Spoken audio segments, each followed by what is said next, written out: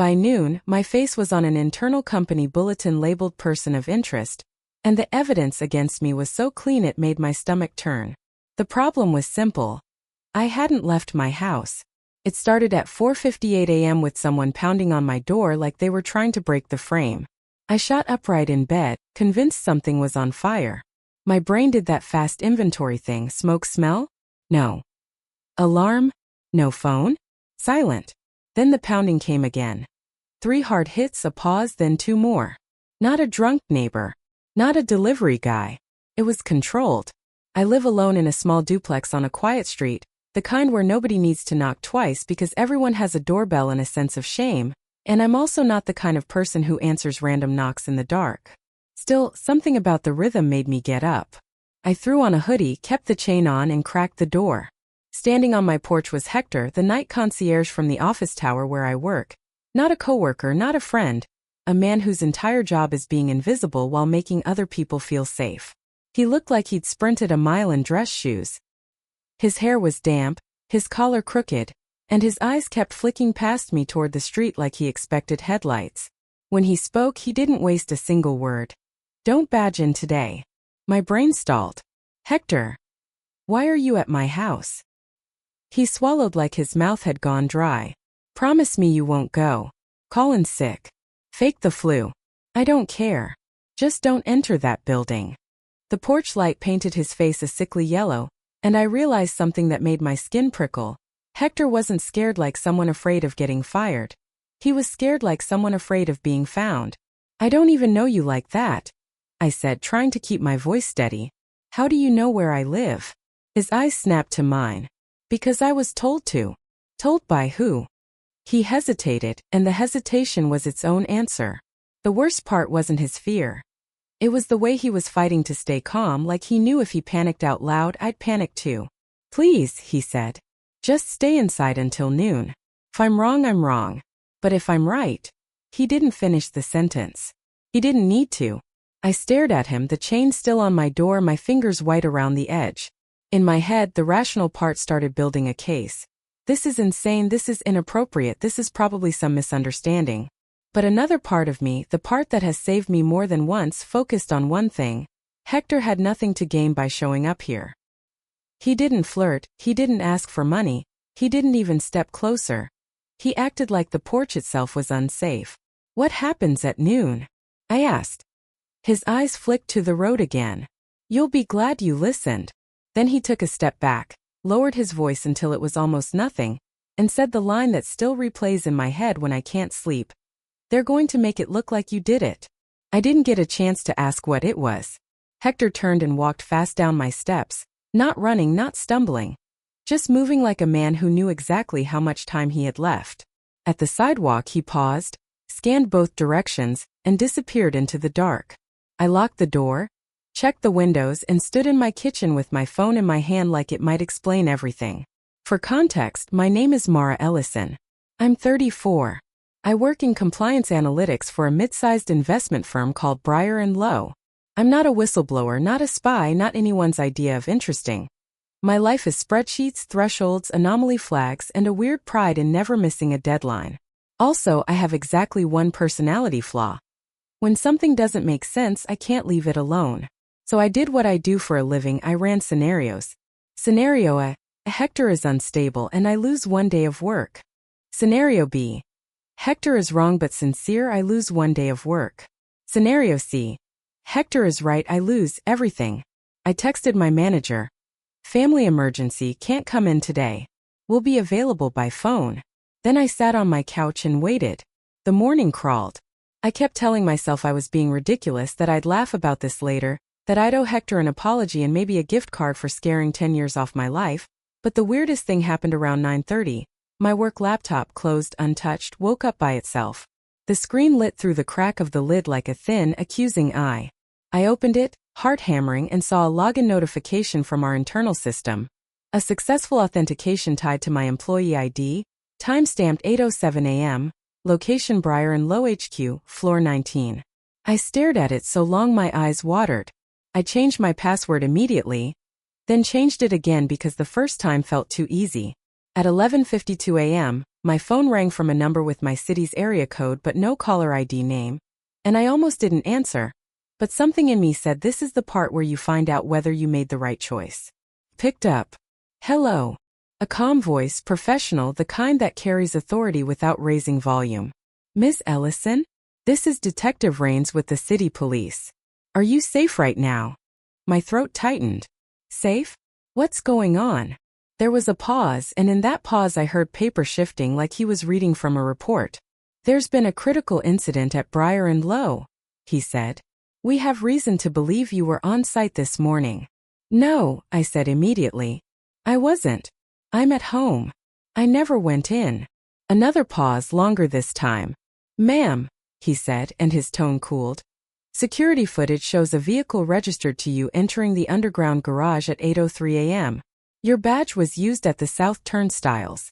Your credentials initiated a restricted export from the compliance server at 8:09. My mouth went dry. That's impossible. We also have multiple employees reporting they saw you on 19, he added like he was stacking weights onto my chest. And we have an injured party who claims you threatened them. I stood up so fast the couch cushion snapped back. I didn't threaten anyone. I'm telling you I wasn't there. Can anyone verify your location? He asked. I looked around my empty living room, the blinds drawn, the locked door, the silence, and I hated my own answer. No, his voice softened by a fraction, but not enough to be kind. Units are being sent to your address to ensure your safety and to ask you some questions. Please do not leave your residence. The call ended, no reassurance, no we'll get to the bottom of this. Just procedure. I went to the window and lifted the blinds a quarter inch. Nothing. For about 10 seconds I convinced myself I was spiraling, and then from far away I heard the low, approaching hum of engines. Not one car but several moving together, careful and unhurried, a formation. Before I could even think through what to do next, there was a knock at my door again, not pounding this time, a controlled knock, 2 taps, pause, 2 taps, and a voice close to the wood, quiet enough that it felt like a secret. Mara, Hector said. Open up. You have maybe 3 minutes. My hand hovered over the lock. Through the thin gap under my front curtain, I saw the reflection of something dark sliding into view at the curb, not a patrol car, an unmarked SUV, then another, and Hector's voice dropped even lower. They're not coming to protect you. They're coming to deliver you. The second Hector said, deliver you. My body went cold in that precise, clinical way it does when your instincts decide the argument is over. I didn't ask him to explain again. I didn't demand proof. I just moved. I left the chain off, let him inside, and watched him sweep my living room with his eyes like he was counting exits. Keys, he said, then nodded at the kitchen counter. Leave the phone. I started to protest because I'm the kind of person who can't stand unfinished logic, but the unmarked SUVs outside idled with the patience of people who already owned the ending. I set my phone down like it was dangerous, grabbed my keys and wallet, and followed Hector out the back door. We didn't run. Running would have made us interesting. Hector moved with this weird calm, like he'd rehearsed looking normal while doing something abnormal, and I hated how fast my body learned to mimic him. We walked down the side path, cut behind the neighbor's hedge, and slid into his car parked 3 houses away. As we pulled off, I looked back and saw 2 men at my front door in dark jackets. One lifted a hand to his chest, like he was flashing a badge or filming, and the other stood with his feet planted like he wasn't there to knock so much as to claim. They didn't chase. They just watched the street, certain we'd surface somewhere because innocent people always do the right thing and cooperate. Hector didn't speak until we were off my block, and the houses thinned into long stretches of early morning road. Then he said quietly, "This didn't start today." I gave a short laugh that had no humor in it. "You think?" He shook his head once. "I mean, you were in motion before you knew you were moving." When I asked why he was involved at all, he answered without looking at me. "Because your father paid me to be." The words hit so hard I actually sat back in the seat like something had shoved me. My father had been dead 3 years. Lionel Ellison was a quiet man who loved routine and hated confrontation, and the official story was clean. Aneurysm, sudden, tragic, end of discussion. Hector's voice stayed level. "He didn't hire me to guard you like a movie. He hired me to watch the building, the vendors, the access points, the parts of your life you never notice until someone uses them against you." He said if the day came, it would look official and it would happen fast. He handed me a battered envelope. Inside was a key, a safe deposit box card, and a folded note in my father's handwriting. I read it with my hands trembling, then read it again because my brain refused to accept it. Mara, if you're reading this, they decided you're more useful as a scapegoat than as an employee. Trust Hector. Don't speak to anyone from Briar and Low until you see what's in the box. The first people to help, you will be the ones who need you quiet. The box contains the ledger and the map. If they take you, they'll take your voice first. Don't give it to them. I looked up at Hector and the road blurred for a second. He knew, I whispered. Hector's jaw tightened. He knew enough to be afraid. The day he planned to tell you everything, he called and said plans changed. The next week, he died. We drove to a small credit union on the edge of town. The kind with carpet that smells like old paper, and a lobby that feels like it hasn't been updated since everyone trusted institutions. Hector parked far out and we walked in like we belonged there, like I wasn't a living contradiction, a person supposedly on camera committing something at the exact time I'd been standing in my kitchen. My compliance brain tried to latch onto normal details to keep me upright. Teller window, security camera dome, brochure rack. We got into a back room and I opened the box. Inside was a small external drive, a thick folder labeled vendor, urgent response, and an envelope addressed to me that said read this last. I opened the folder first and my stomach tightened with every page. Invoices with polite descriptions that meant nothing and everything. Incident support, reputational management, asset recovery logistics. Retainers big enough to buy silence, routed through shell companies with names designed to sound forgettable. Then came internal approvals with signatures I recognized, executives, risk committee members, names that would never attach themselves to this if it were legitimate. In the margins, my father had written notes like he was coaching me from the grave. Same invoice template, different shell. Round dollar payments equals laundering. Incident dates align with staff terminations. I flipped to a timeline titled Controlled Events. 3 dates were highlighted. 2 were past company crises. I remember because whole teams vanished and rumors died overnight. The 3rd was today. My hands went numb. They planned this, I said. Hector didn't correct me. He didn't soften it. He just nodded like that was the point. I opened the envelope marked read this last and saw another note from my father. If you're here, they used the building as cover for what they really wanted, the compliance export. Whoever controls those files controls who gets blamed, who gets cleared, and who gets erased. Running makes you a story. Evidence makes you a problem. And you've always been good at making people solve problems. My pocket buzzed and I froze because I'd left my personal phone at home. I pulled out my work backup device, the one I barely used. A text flashed from Kelly, HR. Hey Mara, are you okay? Please send your location. Police are trying to reach you. We want to help clear this up. Kelly never texted me. Hey Mara. She texted M. And always added something stupid after. My blood went cold with recognition. That's not her, I murmured. Hector's eyes flicked to the credit union's glass doors. Outside, a dark SUV rolled slowly into the lot and parked where it could see the entrance without trying too hard to look like it wasn't trying. Hector's voice flattened. They're fishing, he said. And now they found the pond. We didn't leave the credit union through the front door. Outside, a dark SUV rolled slowly into the lot and parked where it could see the entrance without trying too hard to look like it wasn't trying. Hector's voice flattened. They're fishing, he said. And now they found the pond. We didn't leave the credit union through the front door. Hector guided me down a staff hallway and out an employee exit that smelled like disinfectant and old cardboard. And the second we hit open air, the morning felt too bright, like the world was pretending nothing had changed. He drove without saying much, taking turns that didn't make sense until I realized the point wasn't to get somewhere. It was to stop being easy to follow. We ended up at a motel that still used real metal keys instead of key cards. Hector paid cash, asked for a room that didn't face the parking lot, and only then let his shoulders drop a fraction like we'd bought ourselves minutes instead of safety. The first thing I did was turn on the TV because some part of me needed to see how fast a life can be rewritten. And there I was on the screen in my own badge photo with a banner that said questioned in connection with Briar and Low incident. A local anchor said my name like it belonged to someone they'd already decided was guilty. They didn't need details. They had the three phrases that stick to people's brains like glue: restricted export, injured employee, and authorities seeking information on her whereabouts. Hector watched me watch it and said almost gently that this is where innocent people get polite, call HR, call their boss, try to clear it up, and that's how they get you into the right room. My work backup device buzzed on the nightstand like it was alive. A message from my manager popped up, painfully sincere, begging me to call, and that sincerity was what scared me because the easiest trap is the one shaped like help. I set the device down and opened my father's folder again.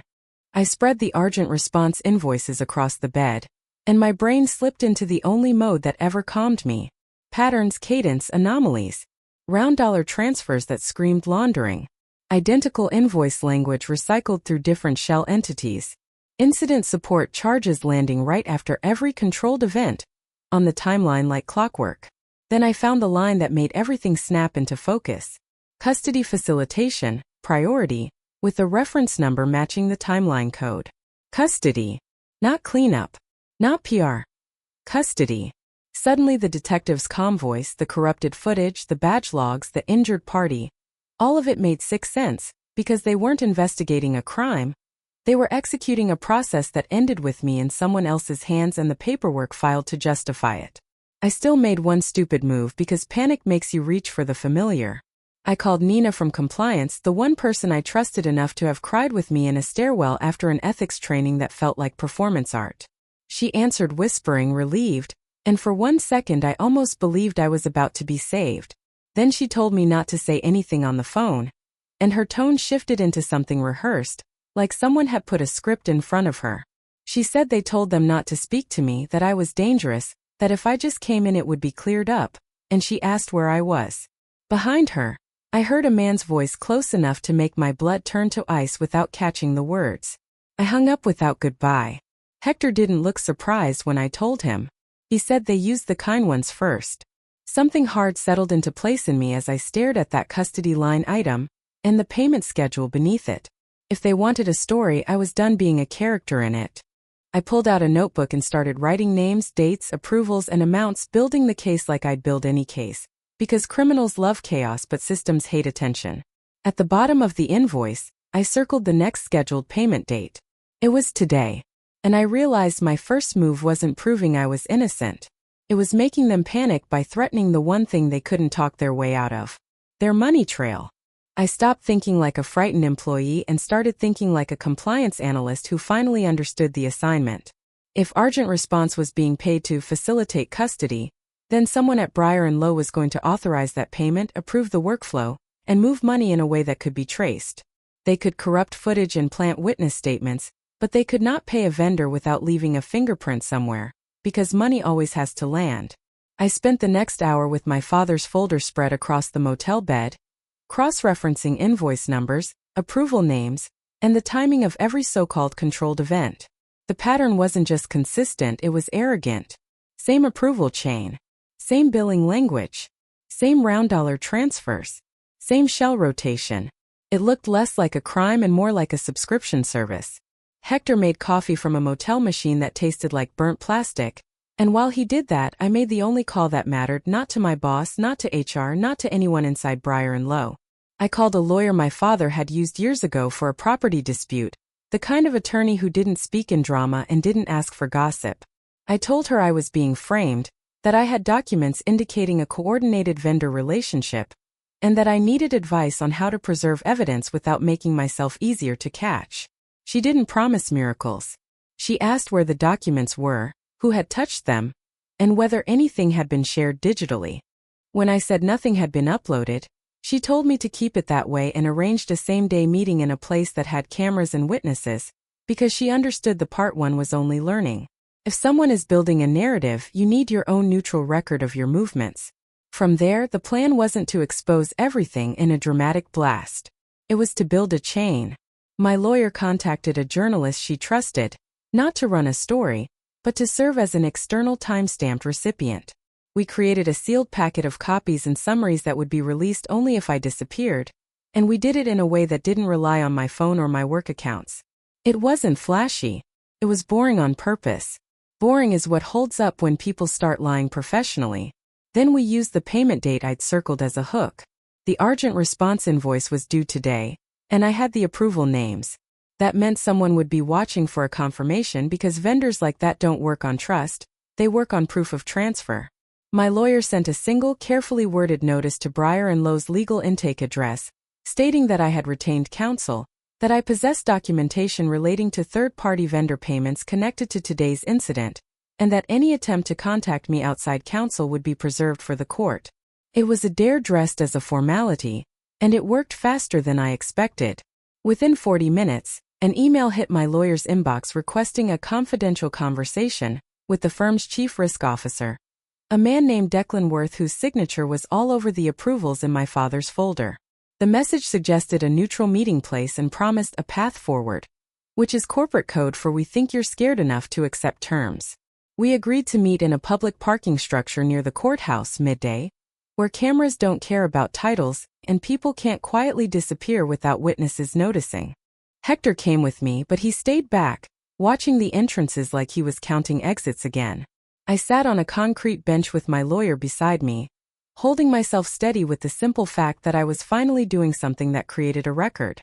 Declan arrived with the relaxed posture of a man who believes the world is an agreement written in his favor, and he brought another man with him who flashed something like a badge in one smooth motion, as if speed could substitute for legitimacy.